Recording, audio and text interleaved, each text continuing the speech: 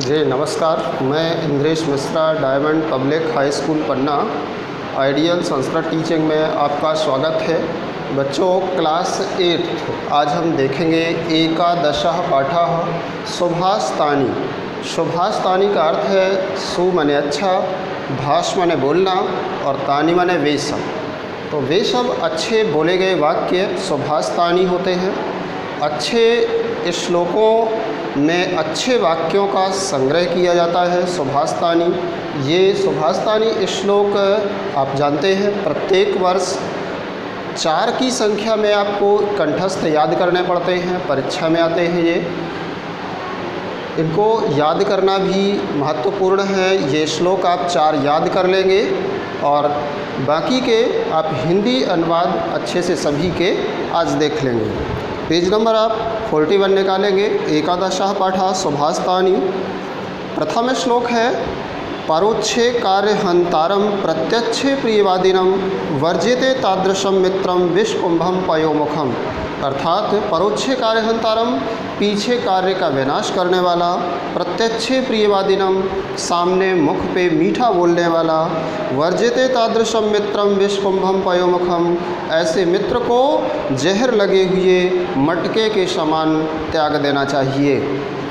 सामने मीठा बोलने वाला और पीठ पीछे काम बिगाड़ने वाला, ऐसे मित्र को मुख पर जहर लगे और अंदर, मुख पर शहद लगे और अंदर जहर भरे हुए मटके के समान त्याग देना चाहिए।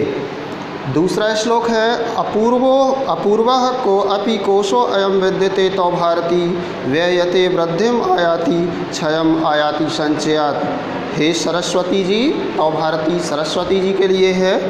अपूर्वः को अपि कोशो अयम, हे सरस्वती जी आपका विद्या रूपी खजाना कोई अपूर्व ही है। हे सरस्वती जी आपका विद्या रूपी खजाना कोई अपूर्व ही है। व्यय तो वृद्धिम आयाति, जो व्यय करने पर वृद्धि को प्राप्त करता है। क्षयम आयाति संचयात, और इकट्ठा करने पर, संचय करने पर घटता जाता है। अर्थात हे सरस्वती जी आपका विद्या रूपी खजाना कोई अपूर्व ही है, जो संचय करने पर घटता जाता है और खर्च करने पर निरंतर बढ़ता चला जाता है। तीसरा श्लोक है विना वेदम विना गीतम विना रामायणीम कथाम विना कविम कालिदासम भारतम भारतम नाही। बिना वेद के, बिना गीता के, बिना रामायण कथा के, बिना कवि कालिदास के भारत भारत नहीं है। अर्थात इन सभी चीज़ों से भारत की विशेषता और भारत की पहचान स्थापित है। जैसे वेद हैं भारत के, गीता है, रामायण कथा है और कवि कालिदास हैं, ये भारत की अमूल्य धरोहर हैं। इन चीज़ों से इस देश की पहचान है। इसलिए कहा गया है बिना वेद के, बिना गीता के, बिना रामायण कथा के, बिना कवि कालिदास के भारत भारत नहीं है। उदये सविता ताम्रस्ताम्र एवा अस्तम एति चा संपत्तौ चा विपत्तम चा महताम एक रूपता। सूर्य उदय होने और अस्त होने दोनों में लाल वर्ण का होता है। सूर्य उदय होने के समय और अस्त होने के समय दोनों समय एक ही रंग का होता है। ठीक उसी प्रकार सज्जन पुरुष संपत्ति और विपत्ति में एक समान रहते हैं। सूर्य जिस प्रकार से उदय और अस्त दोनों समय एक ही रंग का होता है, ठीक उसी प्रकार से जो सज्जन व्यक्ति होते हैं वो संपत्ति और विपत्ति दोनों काल में एक समान होते हैं। अगला श्लोक है उद्यमम साहसम धैर्यम बुद्धि शक्ति पराक्रमः सडेते यत्र वर्तन्ते तत्र देवाः सहायकाः। अर्थात परिश्रम, साहस, धैर्य, बुद्धि, शक्ति और पराक्रम, ये 6 जहाँ होते हैं वहाँ देवता भी सहायता करते हैं। परिश्रम, साहस, धैर्य, बुद्धि, शक्ति और पराक्रम, ये 6 जहाँ होते हैं वहाँ देवता भी सहायता करते हैं। 6वां श्लोक है नरत्वम दुर्लभम लोके विद्या तत्र सुदुर्लभा कवित्वम दुर्लभम तत्र शक्ति तत्र सुदुर्लभा। अर्थात मानवता इस श्लोक में दुर्लभ है, वहाँ भी विद्या का होना और भी दुर्लभ है। कविपना वहाँ अत्यंत दुर्लभ है और शक्ति का होना वहाँ और भी अत्यंत दुर्लभ है। कहने का आशय है कि मानवता इस श्लोक में दुर्लभ है। यदि मानवता है तो विद्या नहीं होगी, यदि मानवता और विद्या दोनों हैं तो कविपना नहीं होगा, अगर ये तीनों चीज़ें हैं तो शक्ति नहीं होगी। अर्थात ये चारों चीज़ें एक साथ होना अत्यंत दुर्लभ है। अगला श्लोक है अयम निजः परो वेति गणना लघुचेत सम उदार चरिता नाम तु वसुधैव कुटुम्बकम। यह मेरा है वह पराया है, ऐसा छोटे हृदय वाले सोचते हैं। उदार चरित्र वालों के लिए तो सारी वसुधा ही उनका परिवार है।